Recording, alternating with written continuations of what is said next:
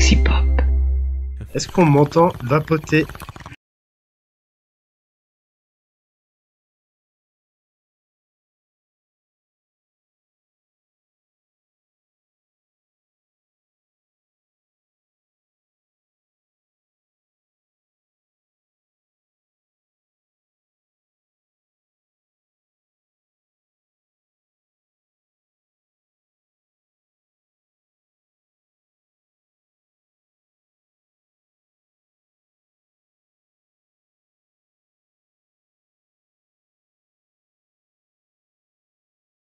Et oui, parce qu'on échange quotidiennement tous les matins à 7h30, petit message. Bonjour, salut, ça va? Bon, bref. Salut Kurt, comment vas-tu? Putain, non, je sature encore. J'ai cru qu'il allait dire haha, j'ai des grosses couilles. Oh là là. Bravo, merci. Le sujet couille a été 45 abordé en secondes moins de 11 d'enregistrement. minutes. Le premier mot-clé est sorti. De rien. Alors, voilà, merci. Surtout qu'on est sur Podcastre. Alors, on castre avec les... Vraiment, Galaxy Voilà. Pop, c'est plus que c'est. Galaxy Pop. On essaye ce soir pour la première fois Podcastre parce que on nous avait parlé Zencastre, pas Podcastre. Ah, je Zen- pensais à Podren, du coup Zencastre. Podcastre, Zencastre. Bien joué. Oh là là, ça part Bien loin. joué.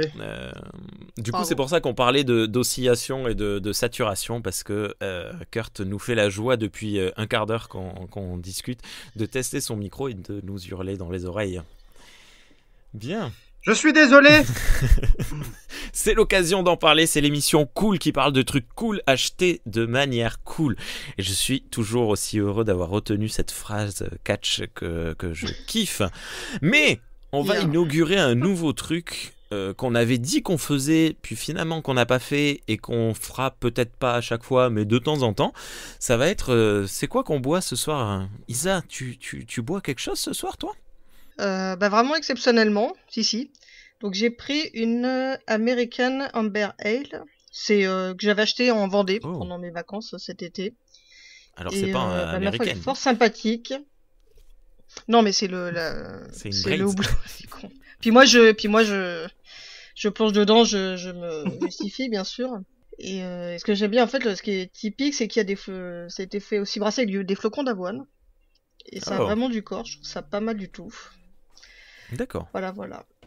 Et vous, qu'est-ce que vous Bienvenue buvez? sur Binous USA, À qui on fait un gros bisou d'ailleurs. à qui on fait un bisou. Voilà, j'ai écouté aujourd'hui leur émission avec Mathieu de VHS et Canapé, qui était super cool. Ils ont goûté la Delirium. Bref, La Delirium Tremens. la Delirium. Juste la Delirium je ne sais pas. Je sais pas. Ils ont dit ah ça a l'air Ok. con. Ils l'ont goûté. Ils ont dit en fait elle est vachement bonne. Du coup, c'était un peu marrant. Mathieu, qui est un des podcasteurs les plus classes du monde. Hein. Je sais pas s'il nous écoute, je sais pas s'il entendra ce message. Mais vraiment, J'ai eu il l'occasion déchire. de faire un enregistrement avec lui, un note de ma vie, et c'était vraiment un très chouette moment. Il est vraiment super cool. Ouais, ça. ouais. Il est trop bien. Et puis Oui, il est même, très à sympa. suivre Je l'ai sur- vu sur l'an les dernier, réseaux moi, à sociaux. Nanarland. Je l'ai rencontré à Nanarland. Ah. Voilà. Ah, chouette. Et alors, il est Ah. grand. Il fait quelle taille? Est-ce qu'ils sont bons? Je pense que j'ai pas, Ouais, pas réponds. approché de si près. Ah, c'est le genre de personne, il y a une foule autour de lui en permanence, faut qu'il aille. Du coup, ouais, c'est compliqué de s'approcher. Ouais. Kurt, tu bois quoi ce soir? Bon, mais alors moi, à chaque fois, j'ai peur en fait de décevoir Isa. Du coup, Une chouffe. j'avais choisi. Je- Alors non, j'ai innové là, ça y est, effectivement, je commence à sortir un peu de ma chouffe. J'ai choisi une Goose Iceland IPA. Oh là là. Ah, elle est pas mal celle-là. Je sens que tu me juges encore là. Ah non, elle est très bien celle-là. Qui est cool, ouais, qui est une IPA, du coup, très amère, que j'aime beaucoup. Avec un goût, en fait, qui me rappelle presque le pamplemousse. Mm. Donc avec des notes de pamplemousse. Et j'aime bien les bières très amères comme ça, qui ont des notes d'agrumes. Je pourrais m'en faire péter le ventre. Ouais. Et du coup, j'achète en ce moment que ça, que des IPA anglaises et américaines, j'aime beaucoup. Ouais, moi aussi j'aime beaucoup les IPA et en plus ça fait partie de ces rares bières qui sont faciles à trouver sans alcool parce que voilà, moi ce soir j'avais prévu de vous présenter une bière sans alcool qui s'appelle la Custer Beer, c'est la bière de chez Aldi qui n'a de bière que le nom. En réalité, c'est genre une limonade un peu comme comment ginger comment beer. ça s'appelle ces trucs là où Pas ginger Ah, beer. c'est du panaché, non? non, c'est même pas du panaché. Non, pas.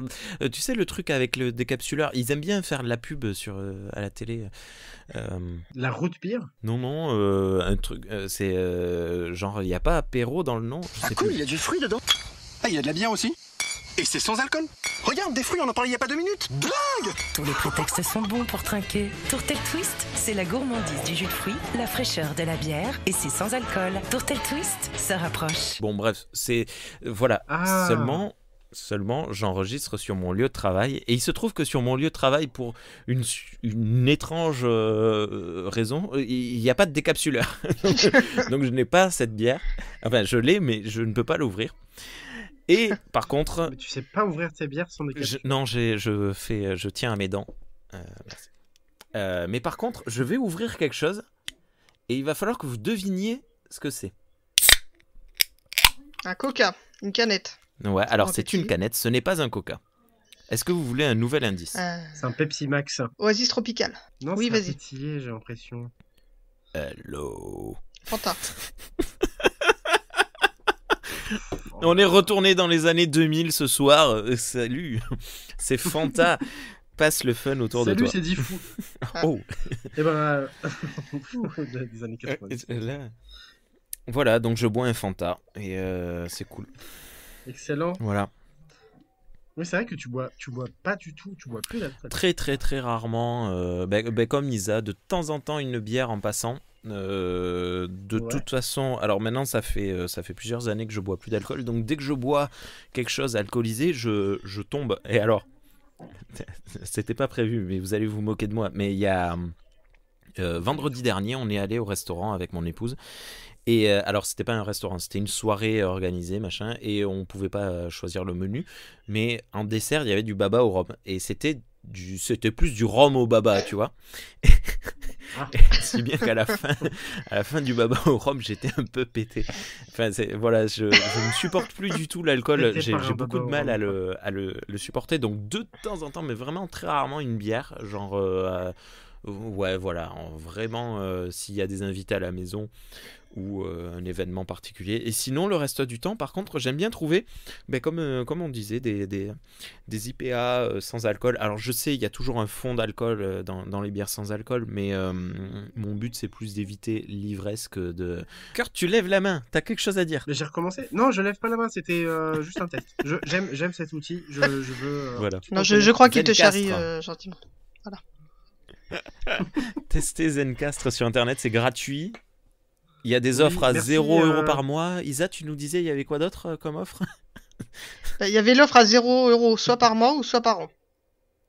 Ah, d'accord, Voilà. voilà. Merci. Après, on choisit. C'est, à chaque t'en fois, prie. je sais plus quel. Voilà. Ah, mais c'est assez cool. Ce soir, il y a une espèce de thème qui a été engagé par vous deux, le thème du changement de personnalité, de la possession ou je ne sais pas quoi. Avant de parler de vos films, on va évidemment faire le fameux questionnaire Twitter, mais quel film est-ce que vous allez traiter tous les deux? Kurt, tu vas parler de quoi? Moi, je vais parler de The Faculty, un film de Paul W. Robert Anderson. Robert fucking Ah ouais? Rodriguez, et qui est sorti dans les années 80, à la fin des années 90, en 98, je crois précisément, et qui est un excellent film, Ok. vraiment très très bon. Et toi, Isa? Et ben moi, du coup, j'étais influencé par le choix de Kurt et j'ai choisi L'Invasion des profanateurs, la version de 1978, le film de Philip Kaufman. Puisque The Faculty est quand même un hommage assez appuyé à ce film. Donc voilà, donc, pour la science, je me suis forcé à le revoir. Y aller. Ce sera sympa de faire un thème, tiens, ce sera marrant. Parce que c'est lequel? C'est le remake déjà de... Alors, le film de 78, c'est déjà un remake. Hein. Oui, c'est ça, justement, je posais parce qu'il y a... Toi, t'as maté lequel? Celui avec Goldblum? Oui, Elle a c'est ça. regardé celui de 78. Avec Donald Sutherland, oui, 78. Donc c'est un quoi. remake, ok, d'accord. Voilà. Mais en même temps, le film de 55, il est vachement dur à trouver. Mais le film de 55, il est vachement dur à trouver. Enfin, j'ai regardé. Enfin, si, il est facile à trouver, mais difficilement à moins de 40 €. La vache. Ah ouais, même au format Ouais, DVD. voilà, donc Ok. ouais, non, il est vraiment très cher, donc voilà, donc Ah mais et oui. j'ai- Ah mais oui. oui, Ah mais oui, quelle bande de bâtards. Bon, 43 €. avant de parler de ça, ouais, c'est ça. Je m'étais dit, ah tiens, ça Isa, serait est-ce que sympa. tu peux nous, Ouais. est-ce que tu peux nous rappeler le sondage Twitter de C'est l'occasion de l'en parler du mois? Alors, bah, cette semaine, Ma phrase cette était- semaine, ce mois-ci, voilà, je me suis posé la question si en fait on avait des petits principes quand même sur les achats d'occasion, c'est-à-dire que est-ce que les gens achètent en occasion, quel que soit le support, l'auteur, le réal, ou est-ce que des fois on faisait quand même des petites exceptions, on avait des petits principes qu'on appliquait, donc bah, sur les votes, il y a quand même pas loin de la moitié qui achètent en occasion, hein, peu importe, sans état d'âme, j'ai envie de dire. Et il y a un petit 20%, ce qui est un peu les petits créateurs. Alors, quand je mettais créateurs, c'était aussi tout ce qui va être l'auto-édition ou certaines maisons d'édition qui sortent des éditions vraiment spéciales, un petit peu plus sympas que les autres. Et du coup, pour encourager ce genre d'initiative, bon bah on l'achète neuf. Ou est-ce que, bon voilà, on a ces petits chouchous et ceux-là on les achète neufs, comme par exemple moi, c'est vrai que Stephen King, je l'achète neuf parce que je l'achète souvent le jour de la sortie. Même si je le lis pas le jour de la sortie. Et tu mais le voilà. lis quand? Oui, voilà. Bah, quand j'ai le temps, là il s'est passé même pas un mois entre le moment où je l'ai eu et le moment où je le lis, donc c'est pas si mal. Donc voilà, donc il y avait plutôt une minorité pour voilà. Est-ce que c'est un bon Stephen King d'ailleurs? Alors, je sais pas encore, mais en fait, je reconnais son style, je sais pas trop où il veut nous emmener, mais bon, moi j'aime bien, moi je suis. Après, bon, je pourrais dire qu'à la fin s'il était bon ou pas. Mais ça a pas l'air très horrifique pour l'instant. Bon, je suis à la page 150, hein, mais c'est pas très horrifique pour l'instant. Donc je pense qu'il est plutôt sur du policier, quelque chose comme ça. Et alors dans les réponses, bah d'ailleurs toi, tu avais dit que tu avais parlé des Blu-ray par exemple de ESC. Ouais. Ouais, mais moi de manière générale, bon, les bouquins, mais je l'ai déjà dit à plusieurs reprises, les bouquins j'en achète peu d'occasion parce que il y a une librairie à côté de chez moi et je m'entends beaucoup très bien avec les libraires, donc ce que j'achète d'occasion ça va être un peu les jeux les livres dont vous êtes les héros, les novélisations de films et de séries qui ne sont plus réédités, ce genre de trucs. Mais par contre, dans les Blu-ray, j'achète presque tout d'occasion. Et sauf quand c'est voilà, quand on peut soutenir, quand c'est l'occasion de soutenir des trucs comme ouais voilà, ESC Édition, j'aime bien ce qu'ils font. Ils font des jolis coffrets là pour les films de la Hammer par exemple, ou alors j'attends très très fermement d'ailleurs, oh mince, il faut que je vous parle un truc hors enregistrement. J'attends une livraison de The Ecstasy of Film qui a prévu d'éditer le fameux film de Melvin Z, archéologiste of the Westland, qui doit arriver en février, je crois, un truc comme ça. Et voilà, donc oui, mais après, genre les films Warner, les films Sony, non, Sony c'est pas un distributeur. Bon, bref, tous les films Universal par exemple, non, je les achète d'occasion, voilà, sans truc. Et voilà. Et toi, Kurt, les livres de Saïd, tu les achètes d'occasion? Bah, clairement, non, du coup. Même si j'ai pas acheté énormément de livres de Saïd, malheureusement, et que je compte lui en acheter. J'en ai acheté. Non, si. Mais non, mais t'as bien fait de souligner le fait que, auprès de certains auteurs ou autrices, on doive.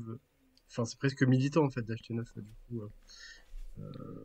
Moi, j'ai eu tendance, en tout cas dans les bouquins, j'ai tendance, de manière générale, à acheter beaucoup d'occasions parce que, sans être un énorme lecteur, j'ai quand même tendance à acheter énormément de bouquins, à acheter bien plus de bouquins que ce que j'en lis réellement en fait au quotidien. Et donc c'est quand même un budget relativement, alors pas élevé parce que je peux pas me permettre, mais je peux péter mon câble parfois. Et du coup, les rares exceptions en fait où je vais acheter un livre neuf, souvent ça va être quand il s'agit alors soit d'une très belle édition.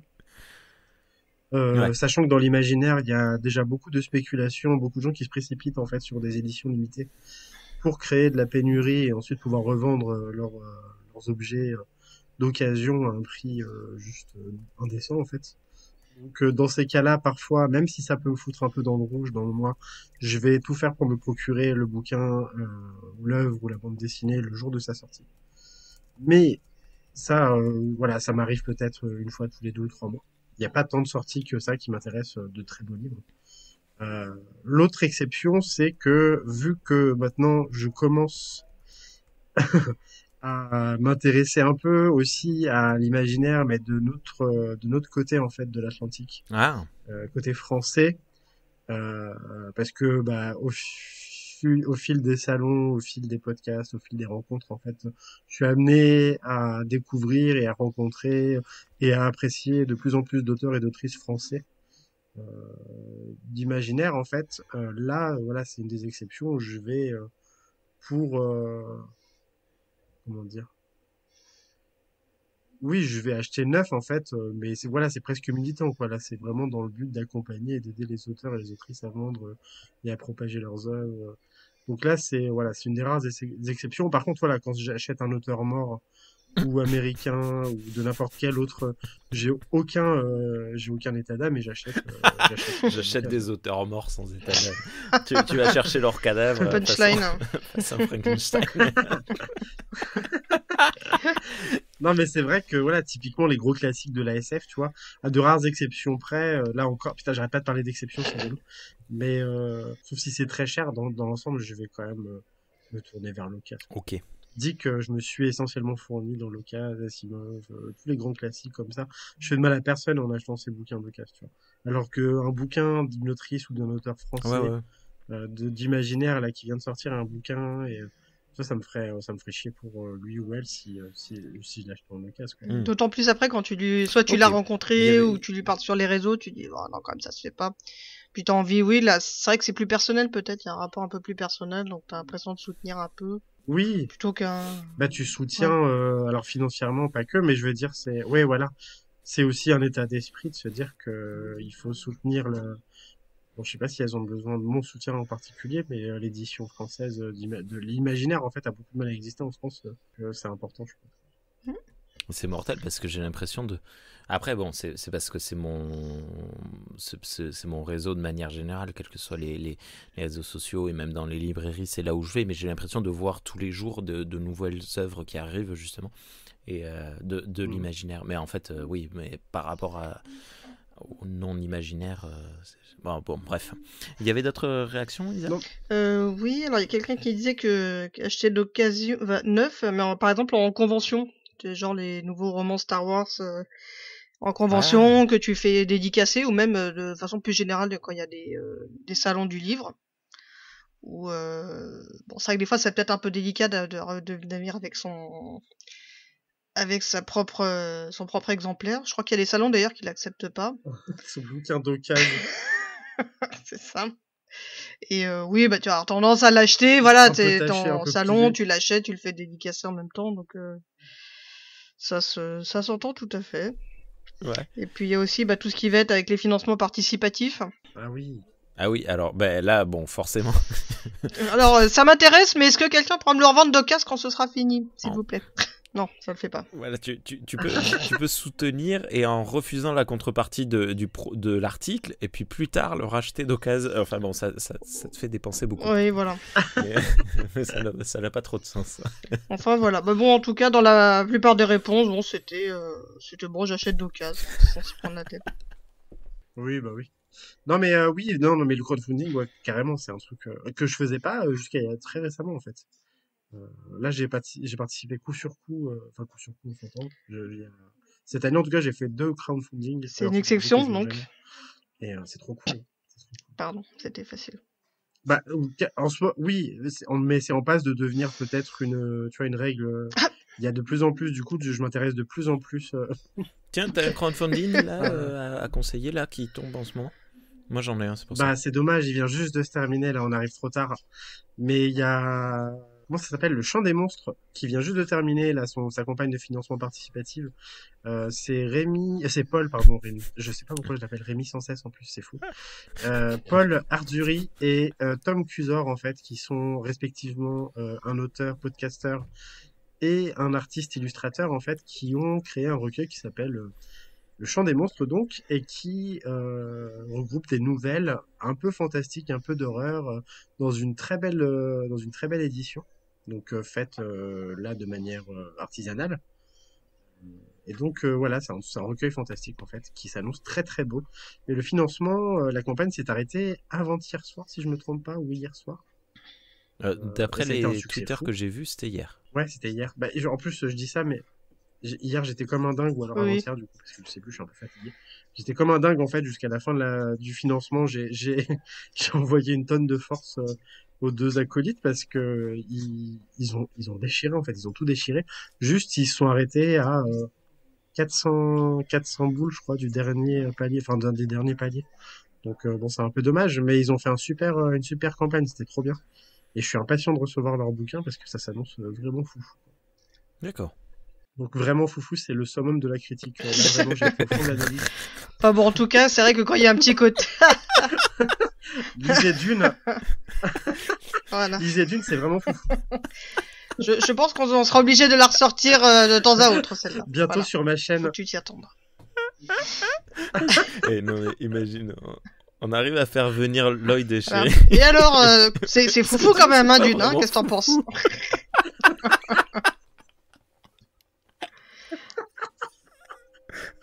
Retrouvez mes analyses sur YouTube, la chaîne Slick Mike ma prochaine vidéo, est-ce que Neuromancien ne serait pas foufou?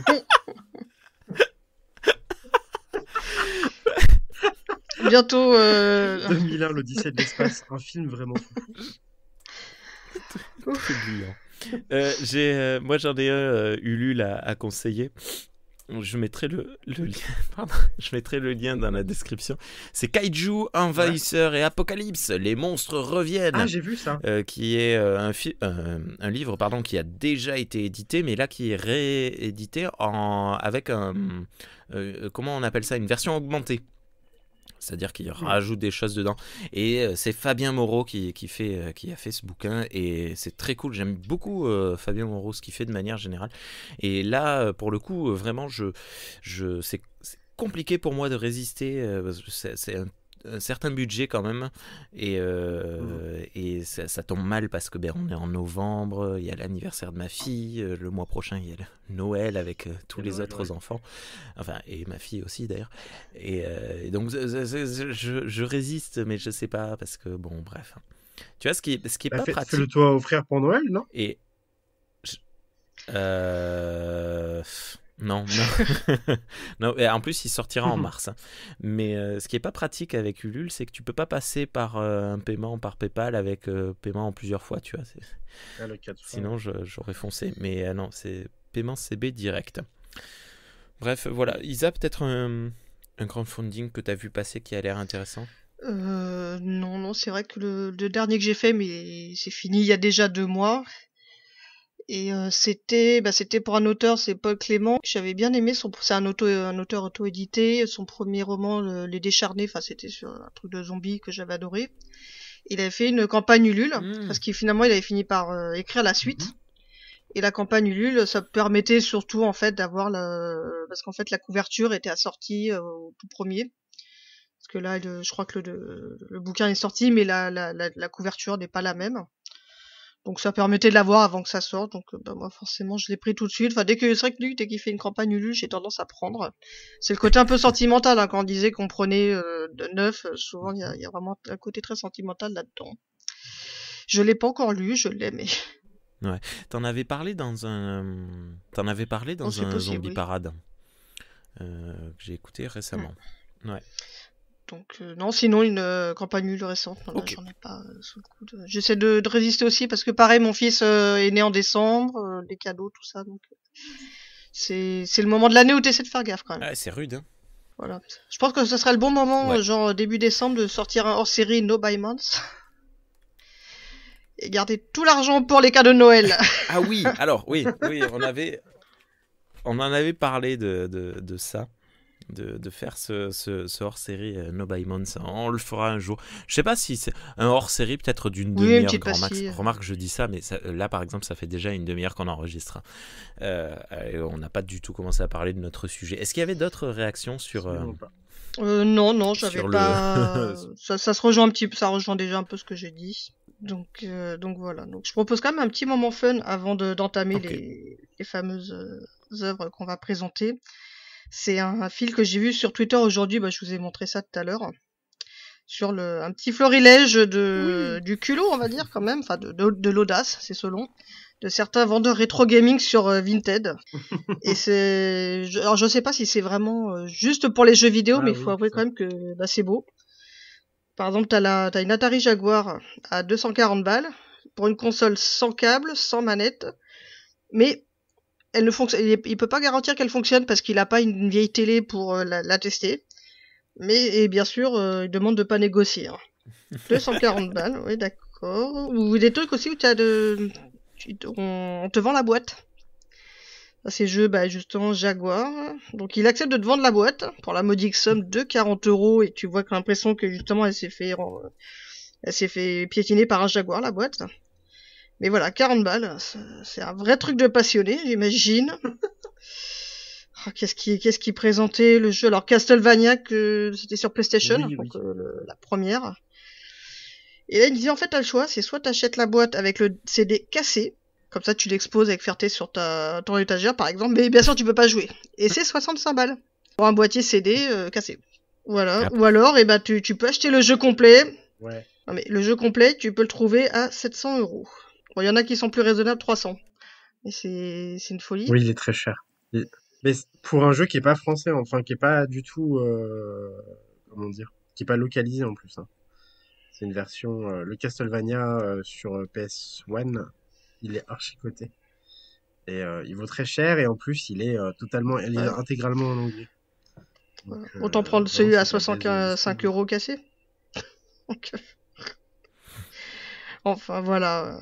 Bah, autant l'émuler, hein, vraiment ces consoles-là, arrêtez d'acheter quoi. Ah ben non, mais après ça, on peut pas juger. Un peu quand même. Mais...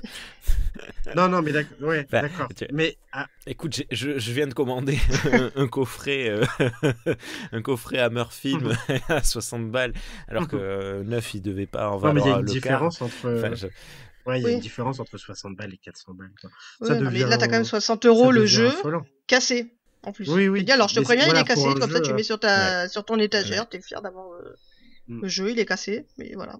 Ah, il est très bien le jeu. Mais il est sorti en plus sur plein d'autres plateformes après, du coup. On peut y jouer sur PS4, sur Xbox One. Donc il y a en démat, donc il y a vraiment aucun.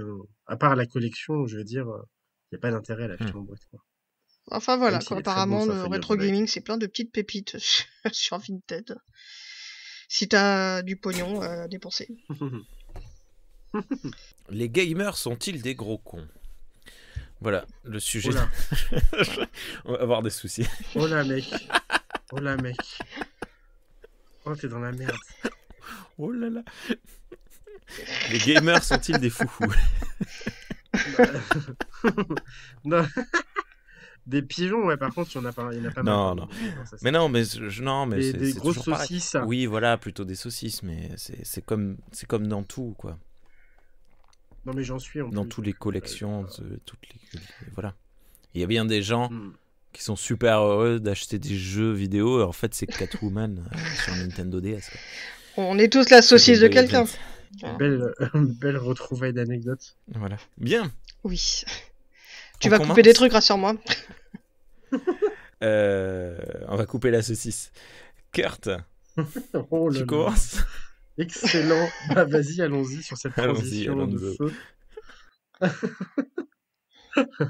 Bah moi, du coup, comme je l'ai dit tout à l'heure, je vais parler de The Faculty, qui est un film d'horreur SF sorti en 98 et réalisé par Robert Rodriguez, dont c'était grossièrement, si je me trompe pas, le 3e film un peu mainstream sorti au ciné avec un beau budget. Il avait auparavant fait Desperado, sorti au ciné, et Une nuit en enfer, Ouais. dont j'ai déjà parlé, ou dont on a déjà On en a parlé parlé. ici, si je me trompe pas, Oui, on l'a. peut-être plusieurs fois. Ouais. Et du coup, c'est un super film. C'est un super film. Pour le resituer un petit peu, il est sorti donc en 98 dans la foulée un peu de tout le renouveau du slasher, des films d'horreur de ces années-là, à savoir les années Scream, les Souviens-toi d'été dernier, Les Mortels de Saint-Valentin, donc toute vraiment cette tripotée de films d'horreur qui sont sortis dans ces années et qui mettaient en scène des jeunes hommes et des jeunes femmes, donc la plupart du temps lycéens et lycéennes. Et donc c'est un teen movie en fait, matinée d'horreur et de science-fiction parce que le film fait se confronter des ados dans un lycée un peu paumé, je pense. C'est pas précisé dans le film, mais je pense que c'est en Californie, face donc à des extraterrestres qui ont la particularité de parasiter des êtres humains, donc vraiment de les remplacer tels par un peu tel, ça fait beaucoup penser, pour être à 100% Ah, honnête, oui. effectivement, aux profanateurs de sépulture. Et c'est pas du tout anodin, c'est pas du tout comment dire, c'est pas du tout caché parce que le film est cité, et plus particulièrement le livre d'ailleurs de Finney, est cité à de nombreuses reprises. C'est une œuvre en fait qui est très méta. euh, pour, parler des choses, enfin pour revenir un peu sur le scénario par exemple, il a été écrit par un mec qui s'appelle Kevin Williamson, que je connaissais pas du tout moi, dont j'ai appris l'existence là en me renseignant un peu sur le film, qui est le scénariste entre autres des Scream, notamment des 3 premiers Ah, Scream. Et en fait, quand tu regardes The Faculty, tu peux pas t'empêcher de te dire au final que c'est un peu un Scream en fait, mais dans un univers de science-fiction. d'accord. Parce que le premier Scream et tous les autres de plus en plus après, si je me souviens bien, parce que ça remonte quand même mes derniers visionnages, t'avais un aspect très méta en fait, où tous les protagonistes des films connaissaient les films d'horreur en fait, Hmm. euh, les avaient digérés, et donc d'une part t'avais le réalisateur Wes Craven en fait, qui connaissait tous les codes du film d'horreur et qui s'amusait à les démonter un par un, à les à les citer, il enchaînait les citations dans ses films et mettait en situation donc des ados qui avaient conscience entre guillemets d'être dans un film d'horreur et du coup qui agissaient en conséquence, et c'était assez jouissif à voir. C'est pour ça que j'aime beaucoup le premier Scream. Là donc le scénariste s'est pas fait chier et en fait il a refait la même chose mais avec la science-fiction du coup. T'as des personnages, notamment le personnage joué par Cléa Duval que j'adore, qui est une actrice que j'adore, qui incarne un genre de geekette en fait, passionnée de littérature de science-fiction et qui passe vraiment l'ensemble du film à citer des œuvres de science-fiction, bah, de Finney notamment, donc a écrit le bouquin, alors c'est Body Snatcher en anglais. Hmm. Et du coup, voilà, qui elle, voilà, connaît cet univers, ces univers, et qui fait très vite, c'est à elle qu'on doit en fait la découverte des extraterrestres qui envahissent le lycée. Et donc voilà, c'est bourré en fait, c'est archi méta, c'est bourré de références en fait à, bah, effectivement, à tout un univers de SF que aujourd'hui, maintenant, je commence à bien connaître, et du coup, c'est encore plus cool à voir parce que ben, en tant qu'initié à la science-fiction, tous les clins d'œil, tous les coups de pied, tous les coups euh, de genoux, ils m'ont tous atteint. Tous les petits clins d'œil au monde de la SF m'ont atteint. Hmm. Alors qu'adolescent, clairement, j'étais passé à côté de pas mal de trucs, je pense. Donc ça, de ce point de vue-là, ça marche archi bien. Et puis en plus, voilà, c'est un film fun, très gore. Alors j'ai pas regardé, du coup, j'ai pas regardé ça, c'est un peu dommage. Si s'il était Peggy, s'il était interdit au moins de 16 ou au moins de Peggy 12, 18. la déformation de joueurs pro. Enfin, pas de joueurs pro du coup, mais de joueurs tout court Ouais. en vrai. Le mec il se lance des fleurs. Ouais, je gère pas mal, ouais, une manette en main. Non mais du coup, ouais, c'est très méta comme film en fait, voilà, parce que ça cite ses classiques. Ça fait partie de ces films. Alors, moi, je ne l'ai jamais vu.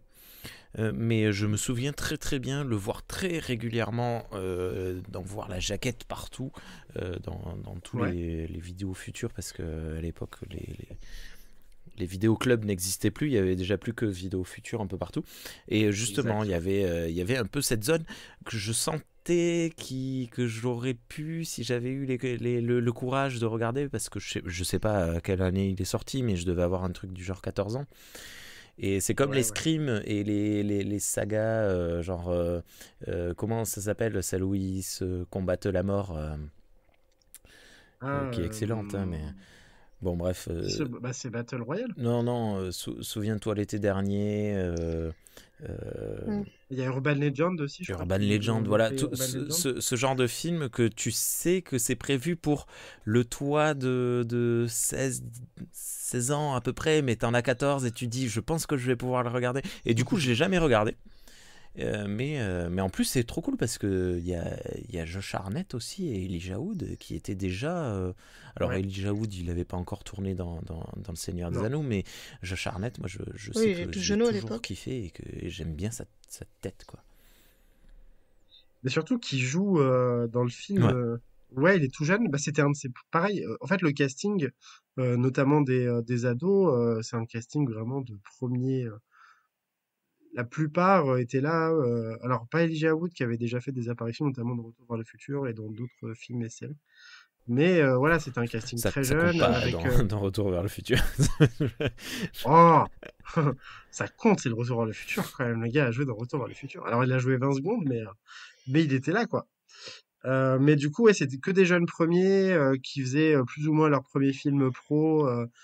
Plus ou moins, ils avaient tourné des petits trucs avant à gauche à droite, mais euh, c'est marrant de Mm. voir qu'ils ont tous eu alors tous eu. Bah, en tout cas, Elijah Wood et Cléa Duval, pardon, et Josh Hartnett, une grande carrière après, qui s'arrêtait plutôt abruptement pour Josh Hartnett. C'est vrai qu'on le voit plus beaucoup. Oh, alors, je J'ai suis sur l'impression en sa tout cas. page wiki, là, il en a D'accord. 4 qui vont Ouais. sortir l'année prochaine. Ah J'écoute, bah tu vois. ça a l'air d'aller, ça va. Bon bah ça va. Mais t'as aussi dans le film du coup casting là adulte là côté prof, t'as Salma Hayek qui fait une rapide apparition. T'as alors Famke Jensen, j'avais peur de mal dire son nom mais en fait Ah, ça va. Famke C'est Jensen. Famke C'est ça. Jensen, c'est le Phénix si je me trompe pas dans X-Men, Ouais, mais aussi un des méchants de James Bond, des James Bond avec Pierce c'est Brosnan, je sais plus lequel. 98. Elle est archi chelou, je crois qu'elle Elle tue les jouit en gens tuant avec des ses mecs et tout, cuisses.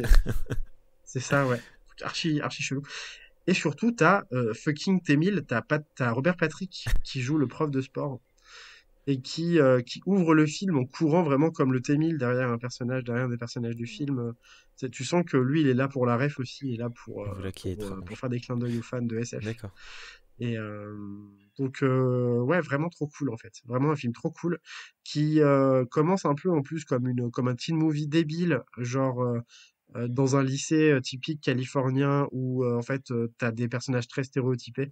Ouais. T'as la pom-pom girls, t'as le journaliste du lycée, t'as le sportif, t'as l'intello, enfin voilà, en fait le film s'installe comme vraiment un produit typé américain de ces années-là, en fait, des années 90, avec des clichés vus et revus. Et en fait, il passe son temps, tout le reste du film, à démonter ces clichés. J'ai l'impression, j'ai des remémoires de quand tu nous avais parlé de House of Wax, Mm. Ouais, la maison de cire. Je cherchais le nom en euh, français.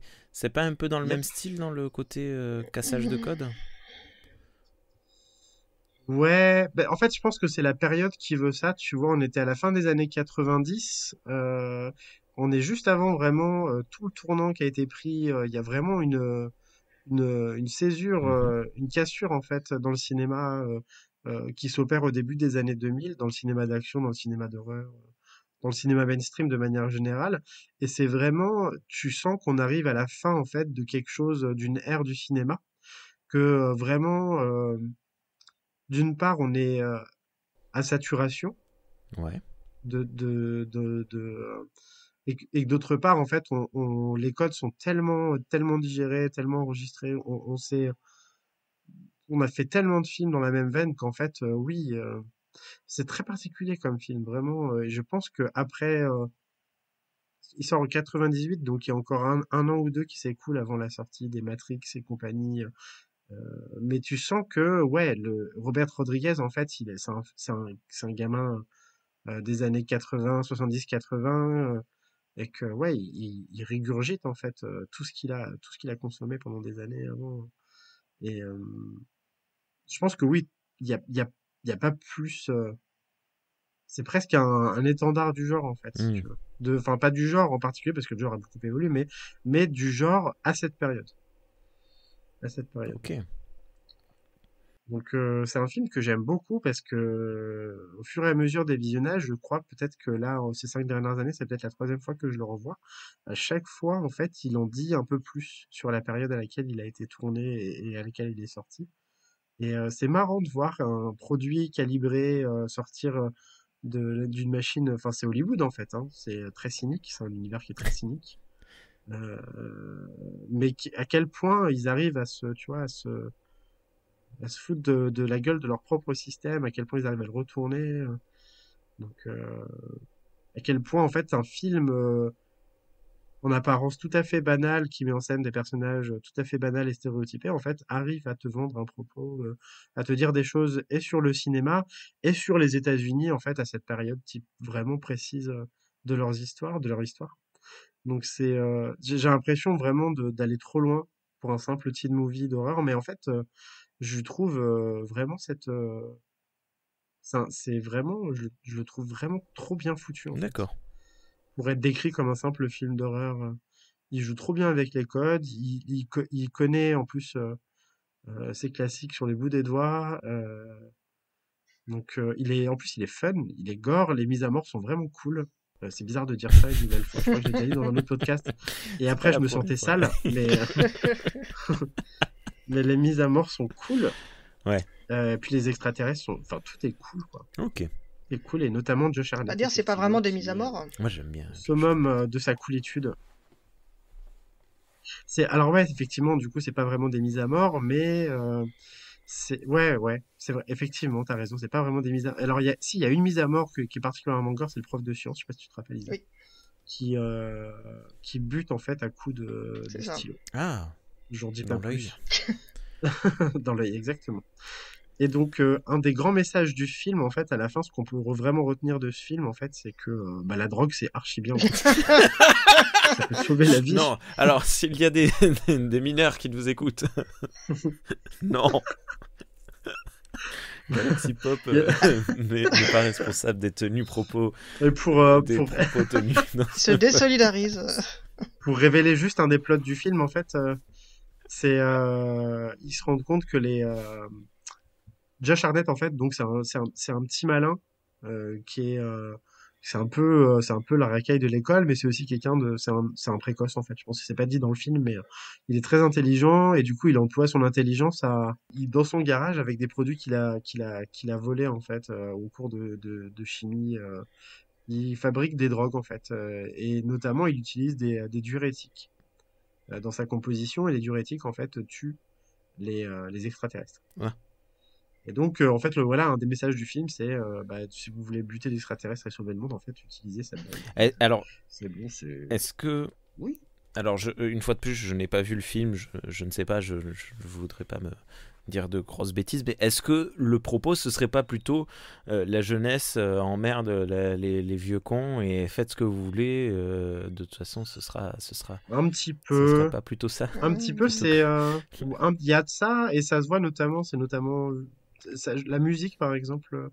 Pareil, là, qui est très typique des années 90, mais c'est beaucoup tu sais, de rock californien, du Offspring. Donc, un peu, Slipknot, Korn, tu vois, tout ça. qui choque un peu les boomers de cette époque. Ok. Vraiment typique MTV. Donc il y a peut-être un peu de ça, voilà. Il y a peut-être un peu de ça. Le seul bémol du film, c'est qu'il commence un peu de manière crétine. C'est par une scène d'humiliation et d'harcèlement en fait d'Elijah Wood qui se fait harceler par ses potes en fait. Ça c'est un peu D'accord. nul la manière dont c'est mis en scène parce que c'est montré de manière un peu rigolote. Eh oui. Il le tabasse et c'est drôle, alors que pas vraiment en fait. Et à la fin, la vengeance du jeune là d'Elijah Wood, du coup, c'est que il devient super cool parce qu'il a sauvé le monde et il sort avec la plus belle fille du lycée. Donc ouais, message pas ouf. Et d'autant plus que vraiment le film se termine sur en fait, lui il est devenu cool et c'est un des autres gamins du lycée en fait qui se fait harceler à sa place. Donc, et c'est cool. Voilà, c'est plus lui, en fait, il est content. Donc ça, un message un peu nul. Ah. Voilà, ça c'est vraiment le seul bémol, je trouve, du film, c'est que il a mal vieilli sur cet aspect. Ça faisait peut-être rire, et encore, j'en suis pas Ouais, certain. ça a Dans contextualisé, les années quoi. 90, ouais, voilà. De voir un gamin se faire latter les couilles par des potes, euh, enfin pas des potes, par d'autres lycéens, ouais, je trouve pas ça super ouf. D'autant que voilà, ça se termine aussi sur cette image. Donc, bof. Pour le reste, il n'y a rien à redire, c'est archi bien. Si, pareil, il y a un plan nichon, en fait, qui était totalement inutile, où il y a une des nanas, en fait, lycéenne, qui se balade à poil pendant un moment, pendant 5 longues minutes dans le film, et je me suis dit, bah, qu'est-ce que ça fout là? Pourquoi? Et en fait, quand tu regardes les producteurs, t'as Weinstein, Ouais. Ah, et tu te dis, ah, bah d'accord, en fait, voilà. Juste, c'est le gros porc, en fait, qui a dû dire, bon, ouais, je veux bien une scène de cul, là, avec des lycéennes, je veux bien voir des nichons. Donc, pareil, pas ouf. je, Voilà. Donc, sur ces aspects-là, typiquement, ça a mal vieilli. ouais, je vais vous partager un de mes nouveaux blocages que je me suis découvert récemment. Il y a une série sur Netflix qui s'appelait Sex Education. Et alors, Ouais. ben, je crois que en date, c'est la dernière série dont j'ai commencé à regarder quelques épisodes parce que je regarde très très peu de séries. Donc, on avait regardé, je sais pas, la moitié de la saison 1 avec mon épouse. Après, au bout d'un moment, moi, les séries, je peux pas parce que il faut y être tous les jours, tout le temps, et j'y arrive pas. Donc, mon épouse a continué. Et un soir, on en discutait avec des voisins. Et mon voisin me dit, moi, j'ai beaucoup de difficultés. Et moi, je disais, ouais, je trouve que c'est bien parce que ça a l'air de bien parler aux jeunes. Bon, moi, ça me parle plus parce que j'ai plus l'âge, mais c'est ça a l'air bien chouette. Et il me dit, mais moi j'ai un gros souci, c'est que on regarde des personnes qui ne sont pas des majeurs, qui sont jouées par des personnes qui sont majeures, avoir des relations sexuelles.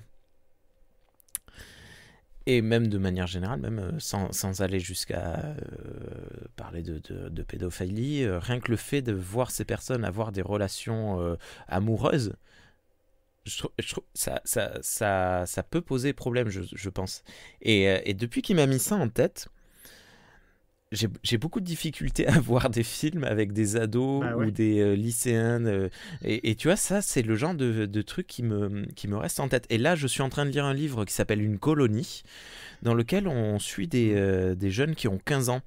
Et il y a un gars, un personnage qui découvre son homosexualité. Et en fait, je suis là, mais ça me crée un blocage et du fait d'être un adulte, j'arrive pas à... Je trouve que c'est amoral, désolé, d'aller Non, sur non, ce non, mais terrain-là et j'ai beaucoup de difficultés. Alors je dis pas, peut-être qu'il y a, peut-être qu'il y a seulement 6 mois, si j'avais vu ce film, j'aurais dit, oh, elle a des lolos, c'est rigolo. Mais là, je suis complètement, je pense pas que j'aurais dit ça il y a 6 mois, mais peut-être qu'il y a 15 ans, tu vois, bon, il y a 15 ans, j'avais 15 ans, donc ça a été. Mais bon, je pense que mon propos est clair. Mais ouais, Oui, oui. j'ai ce truc qui me bloque. Mais j'en avais parlé, tu te rappelles pas, à propos de Mandy Lane, j'avais dit que Ah oui, c'était, en tant qu'adulte, de le revoir, oui, c'était très chelou en fait, et que du coup ça crée un décalage qui était pas en faveur du film, du fait que les personnages étaient tous des mineurs, en fait des oui. lycéens, et que tu les voyais se galocher, essayer de coucher les uns avec les autres. C'est vrai qu'en tant qu'adulte, en fait, quand tu deviens un adulte, c'est un film que j'avais vu pareil adolescent, que j'avais bien aimé. Ouais, ouais. Et tu vois, en tant qu'adulte, ça a créé le même type de blocage Ouais, que toi, où je parvenais pas du tout, en fait, à rentrer dans le film, parce que, bah, effectivement, je me disais, ouais, c'est pas, c'est plus pour moi, en Ouais. fait. Moi, c'est cool, on n'est pas pédophile. Isa, t'as bien aimé, Bah, c'est toi? super. Désolé. C'est chouette. On a passé le test.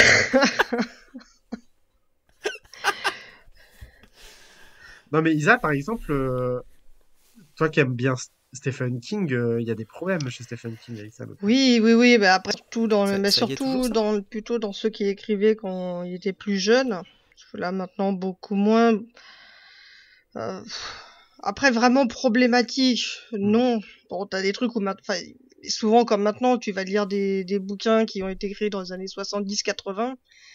Il y a des trucs qui faisaient pas du tout tiquer à l'époque, et quand tu le lis maintenant, tu fais wow, Ouais, en c'est à fait, remettre en contexte, hein. c'est un peu gênant. Ah oui. Ah oui, non, mais La non. scène de ça, moi, dans les égouts, là, Oui, je non, me mais dis, ah ouais, celle-là, c'est bon. chelou quand même. Je crois que tout le monde est d'accord. Quand il y a eu les adaptations, c'est dit, youpi, ils n'ont pas adapté la scène, merci mon Dieu. Qu'est-ce que vient faire cette putain de scène? Non, bah ouais, Et heureusement, oui, ouais, non, mais c'est bon. voilà, mais bon, à part cette scène-là qui est, Mm. enfin, je sais pas, je comprends pas. Je l'ai relu il y a pas si longtemps et pareil, quand je l'ai lu, j'ai fait, c'est pareil, je pense que mon esprit avait occulté.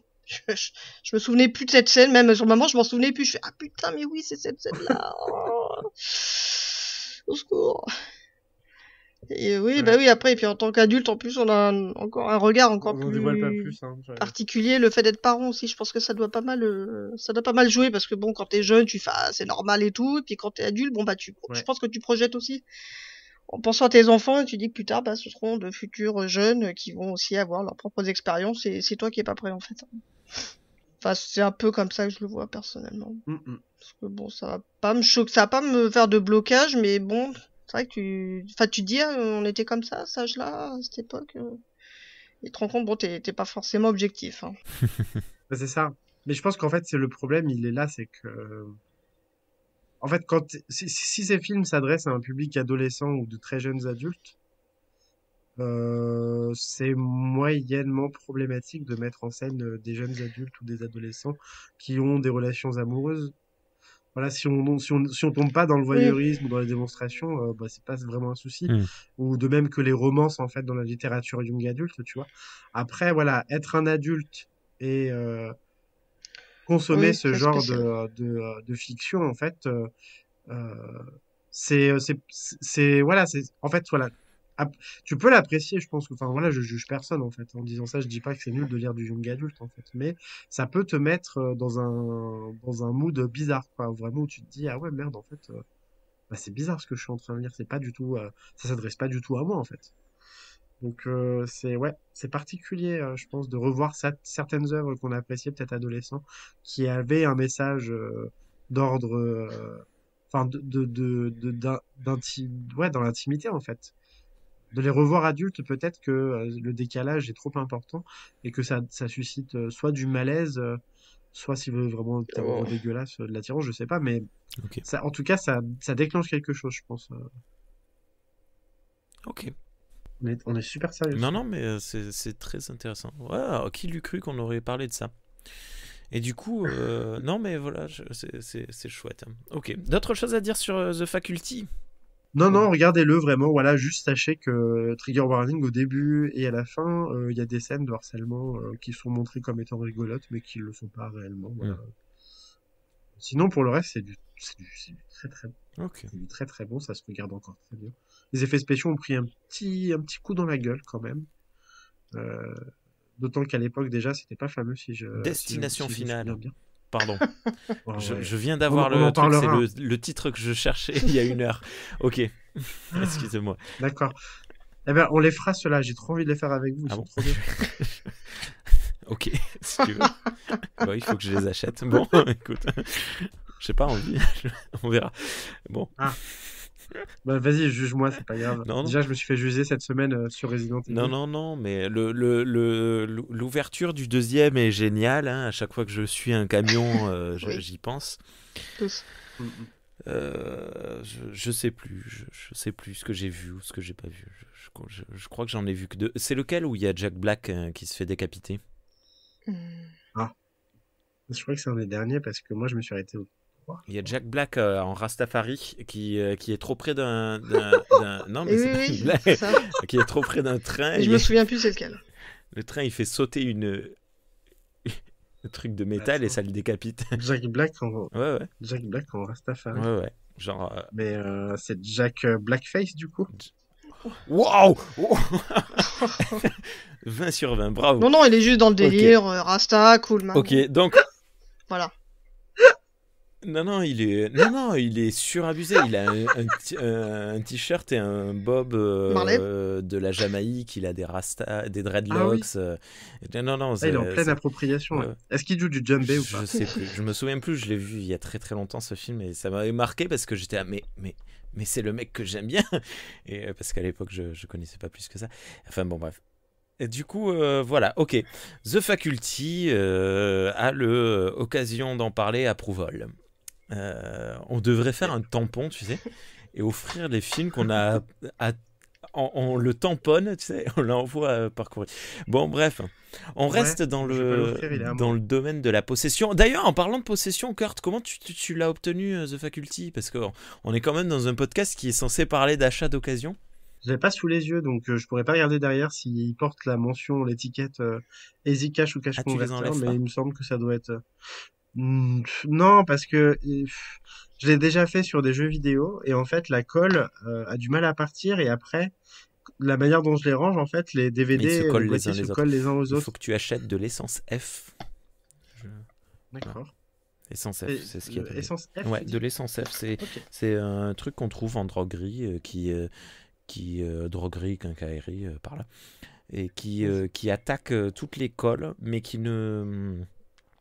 n'abîme Pas pas. le plastique de la jaquette, Ouais, quoi. voilà, ça marche très bien, même, tu vois, sur les chaussures, désolé, s'il y a des étiquettes ou des trucs comme ça que vous n'arrivez pas à enlever, vous mettez de l'essence F. Sur les cartons aussi, ça n'attaque pas la matière, la première matière, ça n'attaque que la colle, vraiment. C'est un peu Ça, c'est étrange. marrant. Je pense que ça doit être extrêmement Ouais. chimique, Ah oui. mais voilà. Donc ça, moi, je l'utilise pour nettoyer mes coffrets Blu-ray et mes boîtes de chaussures et voilà, et mes chaussures en cuir aussi. Bah, d'accord. Bon, voilà. Enfin, j'ai pas de chaussures en d'accord. cuir, moi, mais bon, bref. Ah Donc oui, de bah oui. l'essence F. Je sais pas comment on appelle. Mm. Ok, bah écoute, je note, c'est intéressant. Ouais. Donc tu ne sais plus comment tu l'as eu le livre? Donc tu ne te rappelles pas comment tu as acheté The Faculty?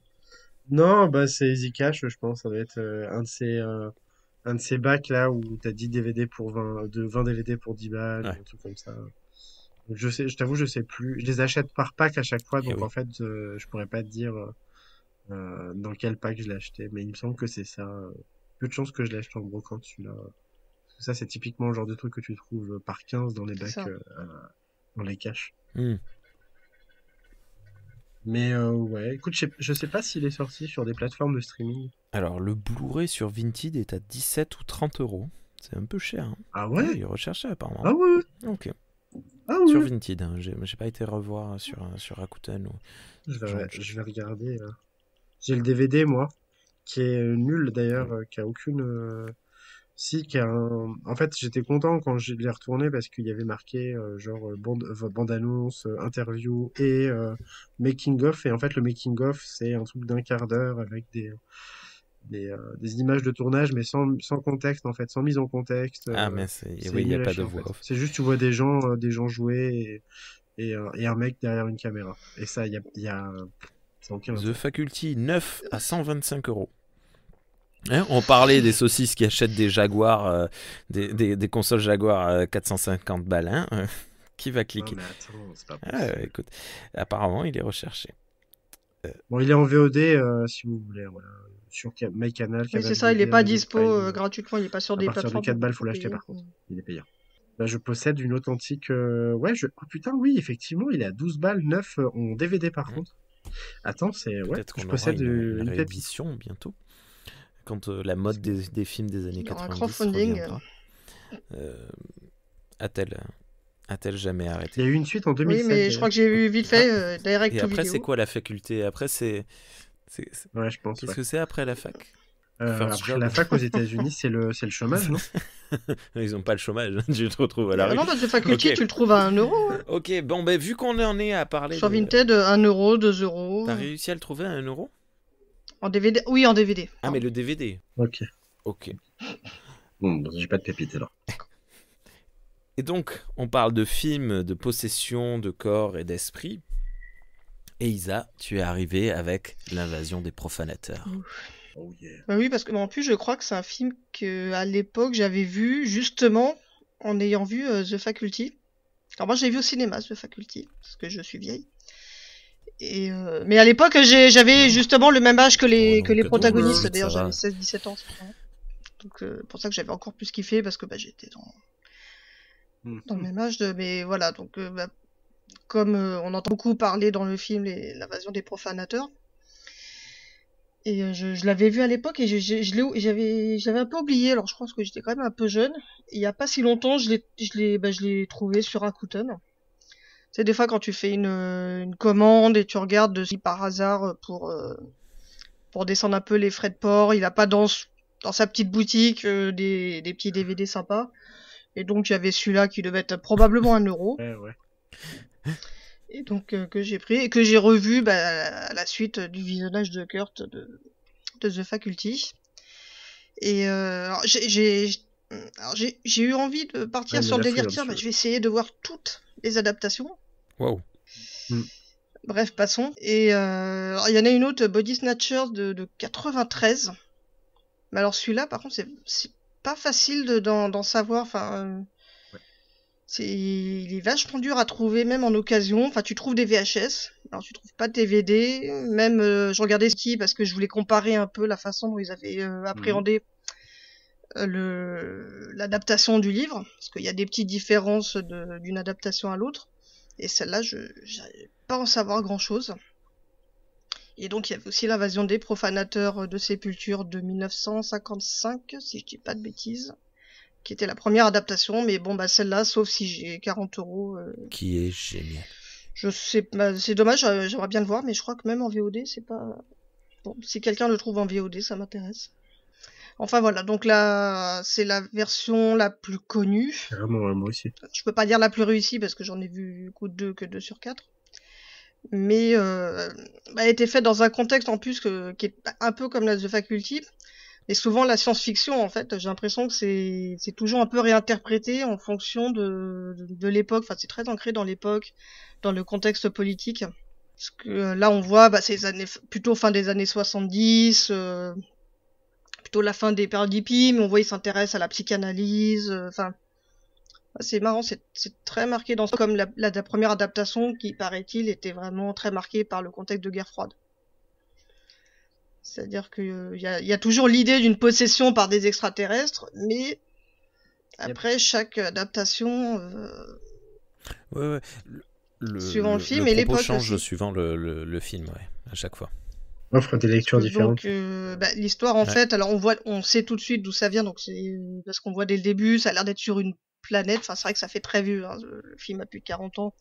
On dirait des genres de sport et qui arrivent, on sait pas trop comment sur Terre. Alors, pas forcément hybride, mais bon, enfin voilà, et qui se développe à travers les fleurs. À travers les fleurs, c'est une genre de fleur, une plante. Que dès le début, on voit justement, il y a l'actrice Elizabeth Driscoll, donc qui joue, qui travaille, je crois, pour le genre d'inspection sanitaire, enfin le ministre de la Santé ou quelque chose comme ça, et qui est tout de suite intrigué en fait. Dès le début, en fait, on est vraiment tout de suite plongé dans la bizarrerie, parce qu'elle voit la fleur et elle dit tiens, c'est bizarre, c'est une espèce un peu particulière. Et quand elle regarde autour d'elle, tu vois déjà en fait il y a des gens qui la regardent un peu bizarrement, pas beaucoup, mais par exemple t'as un prêtre qui est en train de faire de la balançoire et qui la fixe, tu comprends pas trop pourquoi. Alors c'est vrai que ça fait bizarre, parce que oui, forcément le prêtre qui fait la balançoire au milieu des enfants. Bon, voilà, ça fait une drôle d'impression où tu sens qu'il n'est pas dans son élément, il n'a rien à faire là. Voilà. Ils ont le droit. Bien sûr. Ils ont le droit de s'amuser aussi. Mais c'est assez génial ça. Hein. Tout le long du film, tu vois des choses qui se passent au second plan qui sont pas normales. Il y a des gens qui courent. Ouais. Et ça, je sais pas. Enfin, toi, Isa, t'avais dû le remarquer parce que je sais que tu aimes bien le film, mais dans Shaun of the Dead, t'avais la même chose. Oui, alors de manière beaucoup plus décalée. Dès l'introduction du film, dès le début, tu vois au fond et en second, voire même troisième plan, qu'il se passe des trucs très étranges, genre et puis même, excuse-moi, je te coupe, mais ça m'avait fasciné quand j'ai vu les profanateurs. De voir ça, je trouvais ça super cool comme idée. Oui, mais tout à fait. Puis dès le départ, ils mettent en place un cadre vraiment propice à la paranoïa. Où c'est vrai que en fait, tu sais pas trop est-ce que c'est elle qui est paranoïaque, est-ce que c'est vraiment les gens qui sont bizarres. Ça reste quand même assez subtil.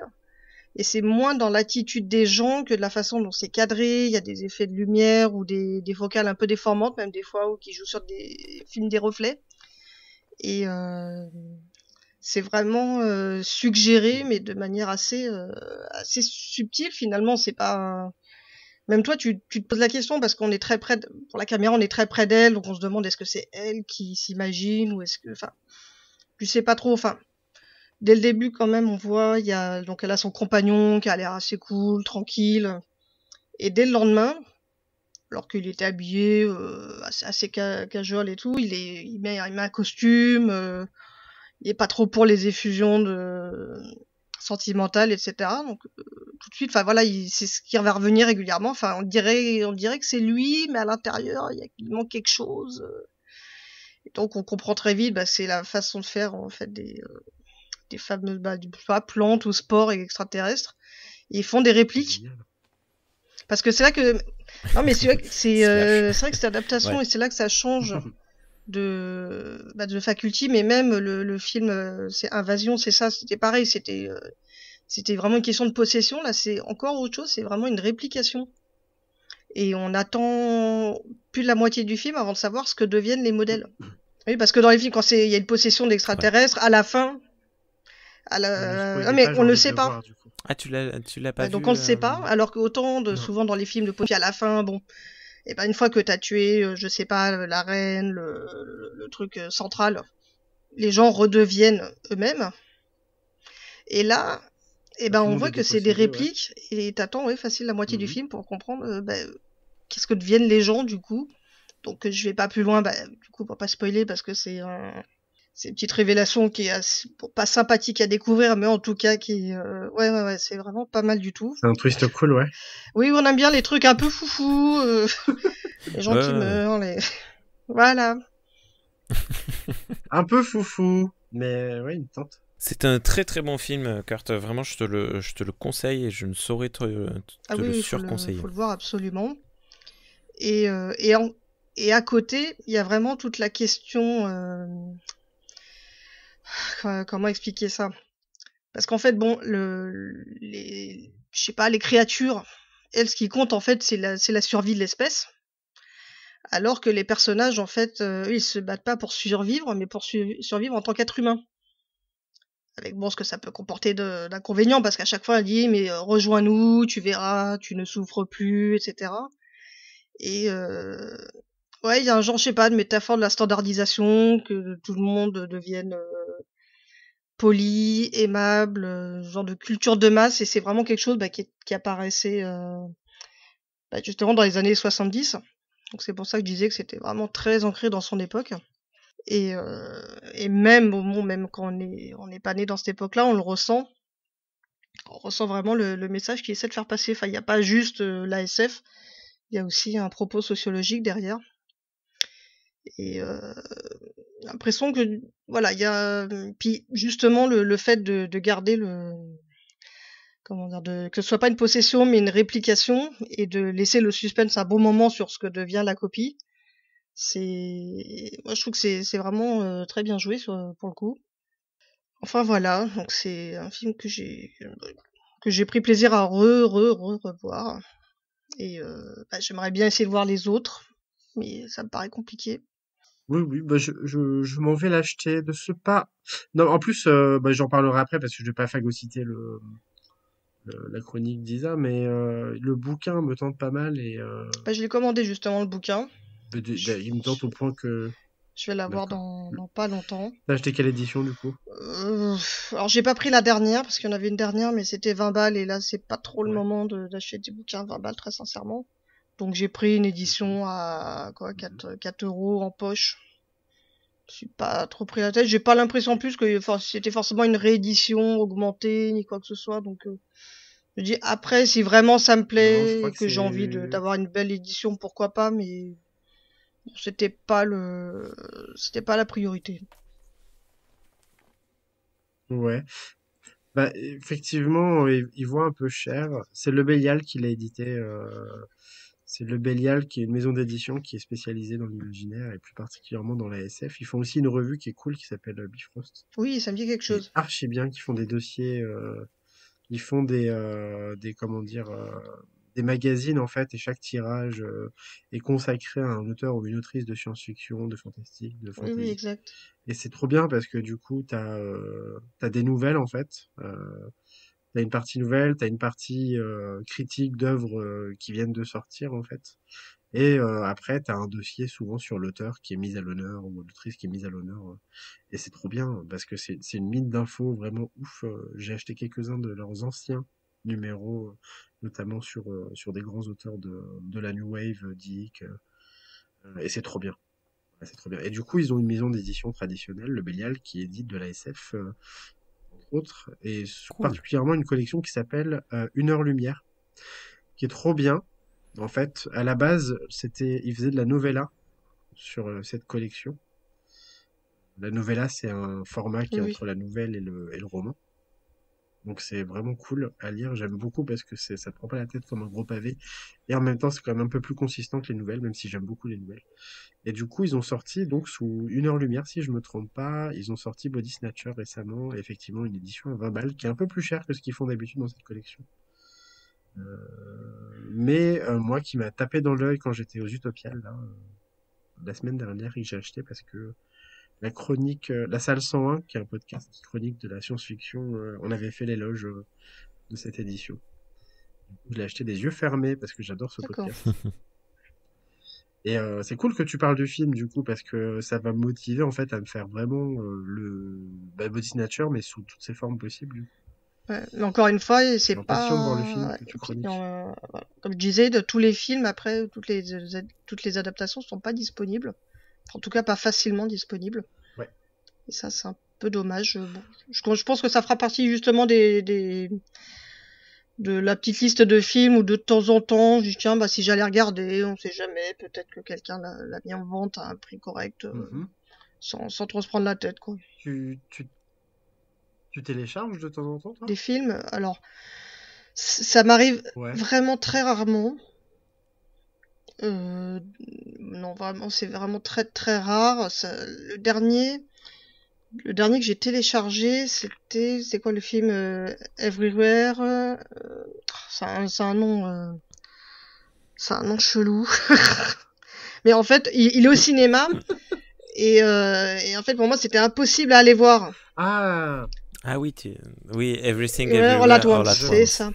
Et en fait, pour moi, c'était impossible à voir parce que par chez Il moi, faut me les demander. films, la séance il y avait que 22 heures.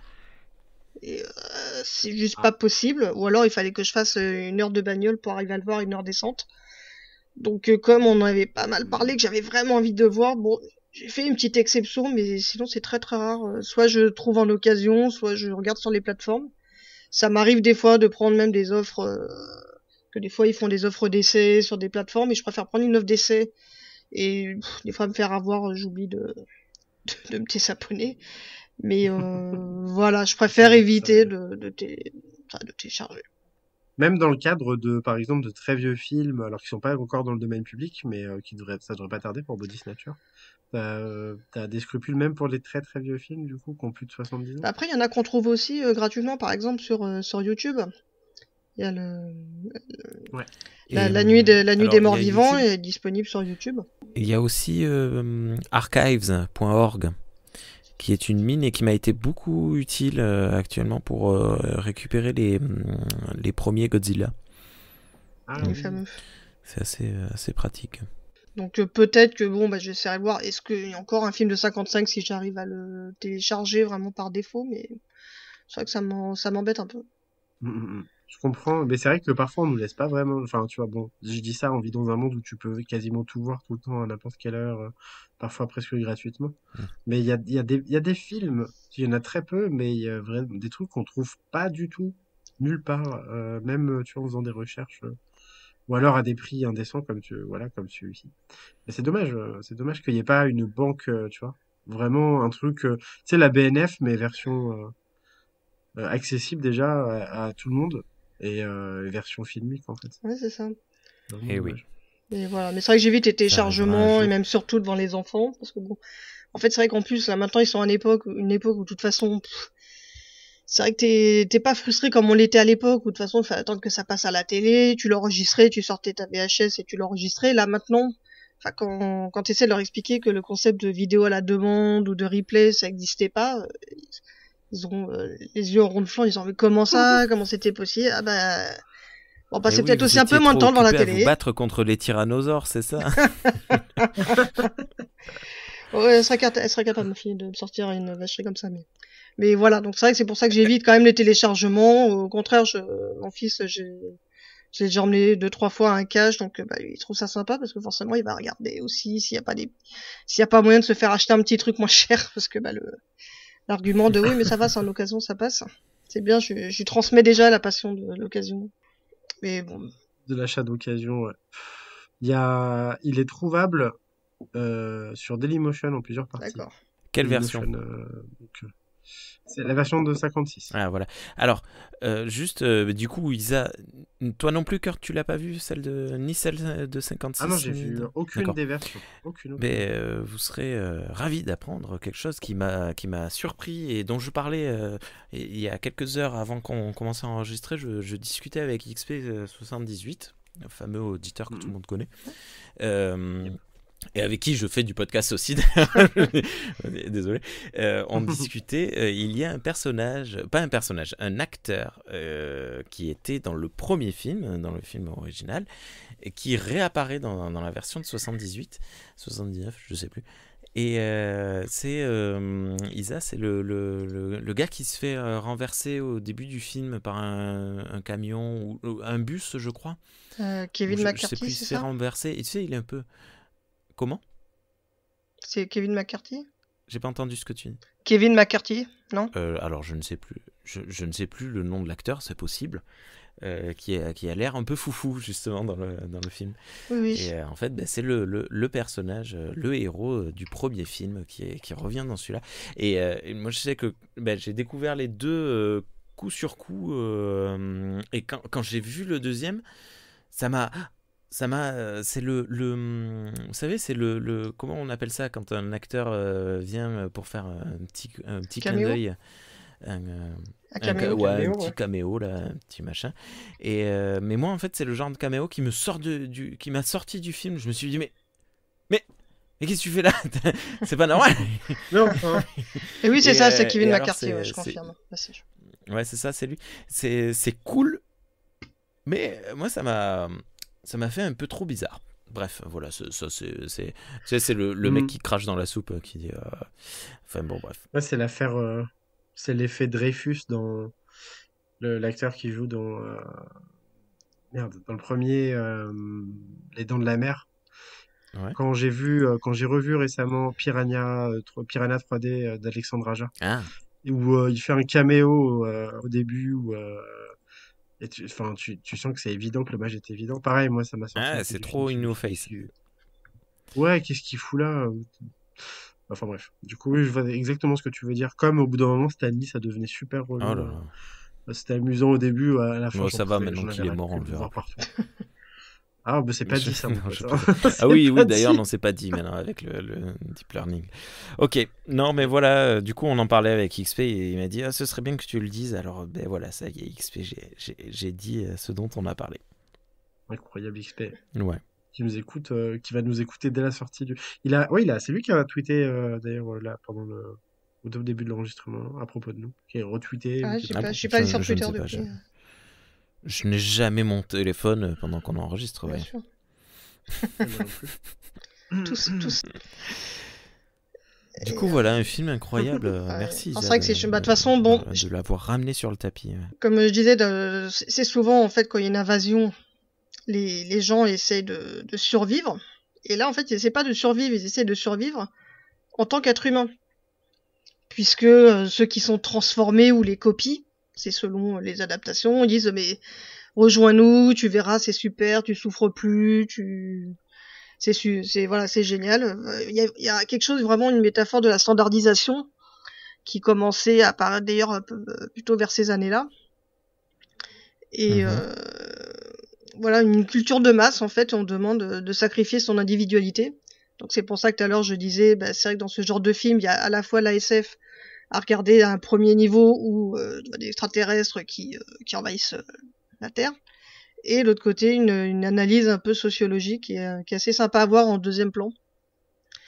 Et quand je l'ai revu, justement, le film, ça m'a fait penser à un autre film où on a deux Gugus qui refusent justement de devenir des meilleures parties d'eux-mêmes parce que ils préfèrent rester des humains, parce que même s'ils ont plein de défauts, c'est cool. Alors, je sais pas si vous savez de quel film je parle. Moi, je parle de la série Chroma de Karim Debache. Oh Et oui. Bon, bref. Non, vas-y, dis-nous de quoi C'est un tu parles. film d'une trilogie dont je reparle assez souvent, que je regarde assez régulièrement. Ouais, est-ce qu'il y aurait pas C'est une ça. glace dans cette histoire? Tout à Un fait. cornetto, Un par verre en exemple? plus. Donc, Est-ce que ça serait oui, pas... Est-ce que ça serait tout à pas fait, le ça. dernier pub? Qui est un Voilà. hommage assez appuyé, pareil, hein, à l'invasion des profanateurs, et à la fin où voilà, on leur propose, écoutez, voilà, vous allez devenir les meilleures versions de vous-même, et il fait, non, moi j'aime bien être un humain qui fait chier, qui fait des conneries, mais moi je veux pas bouger. Et à cause de ça, d'ailleurs, il y a... Enfin, c'est post-apocalyptique, donc c'est assez drôle. Bon, voilà, mais c'est même la façon dont après ils se font poursuivre, ils crient, les personnes qui sont possédées, c'est vrai que c'est l'hommage à l'invasion des profanateurs par Edgar Wright, c'est vraiment hyper évident. Et c'est assez sympa. Du coup, ça donne envie de revoir Ouais, le il film est cool, après ce avoir film. vu l'invasion des profanateurs. Donc peut-être que prochainement, je vais être obligé de regarder le dernier pub. Et voilà, pour la science. Mais c'est vrai que c'est super intéressant parce que du coup, même déjà, effectivement, tu te confrontes au fait que t'as pas envie de perdre les qualités ou les défauts qui font de toi un être humain à proprement parler. Mais en plus, cette peur, tu l'as aussi pour les gens que t'aimes, en fait, de plus les reconnaître et tout. Ça dit beaucoup de choses. Si tu vis presque un deuil, en fait. C'est super intéressant. J'avais beaucoup aimé le dernier pub, notamment. Parce qu'en plus, les personnages d'Edgar Wright, c'est des personnages avec des personnalités souvent très marquées. Mm. Et du coup, effectivement, c'est un super film en plus qui est pas apprécié à sa juste valeur dans Non, la mais c'est vrai, trilogie, même tu vois. moi. Si, maintenant, ça ouais, va. mais moi, je me souviens, je l'ai vu le jour de la sortie, et j'avais été déçu. Mais plus je revois le film, et plus je l'adore. Oui, voilà, mais ça, c'est quelque chose qu'on Ouais, ça, entend c'est souvent l'effet, à propos de... c'est l'effet Resident Evil, ça. Non. Enfin bref, donc voilà. Donc je conseille de regarder L'invasion des profanateurs, The Faculty et Le dernier pub. Resident Evil. Mais attends, lequel Resident Evil? Encore Raccoon City? Tous. Oh. Ah ouais, tous. Non, mais Raccoon City, franchement... Enfin, bon, bref. Ok. Voilà. Ouais, moi je ne saurais qu'appuyer ce que vient de dire Isa. Je suis tout à fait d'accord. L'invasion des profanateurs est un film monstrueux, génial, vraiment super fort. En plus dedans il y a comment elle s'appelle, Cartridge, celle qui jouait dans Alien. Oui. Est super cool Véronica aussi, Cartwright. comme ouais. La fausse maman de John Connor aussi. Non. Non, Non. ça c'est Non, c'est dans ça, c'est Alien, dans mais Aliens, tu confonds. qu'elle joue. Voilà. Et c'est comment elle s'appelle, flûte, je vais pas le retrouver. Non, ce n'est pas la même personne. Non. Oui, non, je me Véronica Par contre, Cartwright. je suis très c'est étonné. comment elle s'appelle Je suis très étonné, Rémi. C'est Oui, c'est Lambert, enfin, c'est Lambert. la navigatrice. Lambert. Ouais, merci beaucoup. Navigatrice du Nostromo. Voilà, et seule qui est autre femme super sur le cool. navire, effectivement. Et ouais. C'est ouf que t'aies pas parlé de Léonard Nimoy d'ailleurs. Ah mais oui. J'ai fait Il exprès a de pas le dire, je me super suis dit, rôle. allez, Oh je laisse Non, mais le plaisir, ouais. mais je me Et- suis dit, il en parle pas, hein. Et surtout que son personnage est vraiment super intéressant. Du coup, Kurt, on va peut-être pas trop t'en révéler, mais il a un personnage. Voilà. Hein? Voilà. Voilà. Voilà. Après, elle est Et c'est foufou, hein. Voilà. Et c'est fou. Non, mais c'est Incroyable. oui. D'ailleurs, le Le personnage de label foufou. Nimoy est assez pivot, central dans le film. Alors, il est central sans être central, c'est-à-dire qu'il a une importance qu'on ne le voit pas tout le temps, mais voilà. C'est vraiment un film. Moi, il y a eu un avant et un après l'invasion des profanateurs. Voilà, plus que le premier. Et comme tu disais, Isa, ce que je trouvais super cool, c'est que l'invasion des profanateurs prend de suite position en disant non, on est certes un remake du premier, mais nous, notre propos, il est presque à l'opposé. Nous, on est des vilains, des vilains gauchistes. On n'est pas du tout comme ce film tout à fait respectable, américano-centré, qui était le premier. Et c'était assez marquant parce que la scène où on a cette assumance totale de position politique m'a fait un peu rigoler parce que sur le coup j'ai sursauté. Alors je me souviens plus exactement ce qu'il dit, Sutherland, mais il fait une blague justement où il se fait passer pour un mec de très comment on dit, conservateur. Et en fait, il rigole et on comprend qu'en fait, non, il n'est pas du tout comme ça. Il est au contraire à l'opposé de l'échiquier politique. Donc ça c'était un petit moment fun de ce film. Vraiment, très très chouette. Ok. Merci, Isa.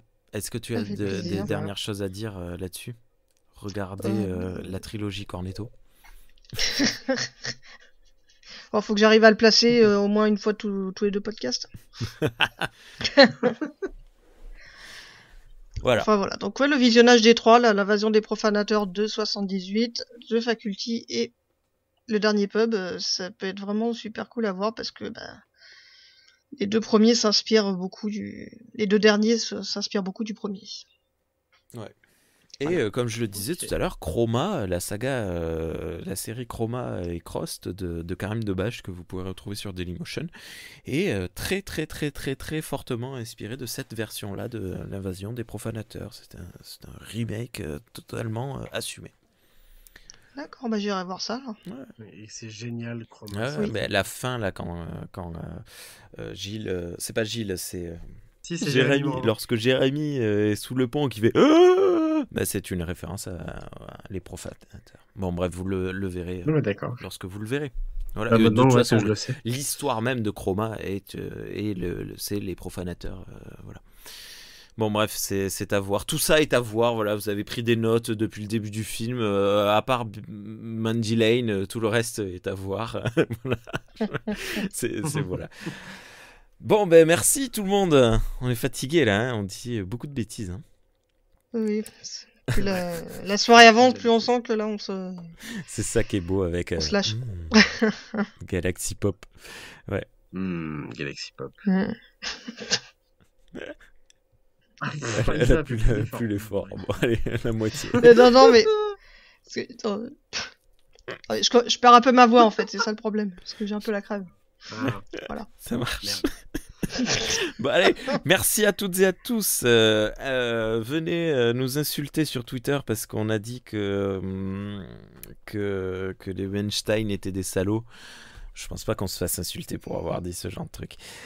Et à très bientôt.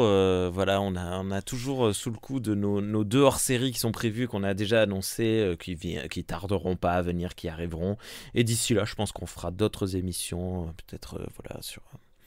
Je sais pas. Est-ce qu'on la destination finale. Est-ce que on verra. D'accord, ok, promis. Les forceurs. Est-ce qu'on essaye de s'en refaire une d'ici la fin de l'année, ou est-ce qu'on souhaite joyeux Noël et bonne année à tout le monde? Non, on va se faire une édition de Noël quand même. Allez, on se fera une édition les recos de Noël. Oui. Vas-y. Allez, fonçons. Bon, bonne soirée Kurt, à bientôt. Bonne soirée Rémi, bonne soirée Isa. Merci pour tout. Merci. Galaxy Pop. Merci à toi. Bonne soirée. J'allais dire merci de m'avoir invité. Oui, on t'a dit. On dire invité en fait. Non seulement voilà, tu es un des créateurs, mais tu es l'hébergeur d'ailleurs ce soir. Donc c'est carrément. C'est vrai, je vous héberge. Merci de m'inviter chez moi. Allez. Bonne soirée, bonne journée à toutes et à tous. Quoi que vous fassiez, je vous souhaite beaucoup de bonheur et de plaisir là-dedans. À bientôt. Désolé. Bye bye. Galaxy Au revoir. Galaxy Pop. Galaxy Pop. Galaxy Pop.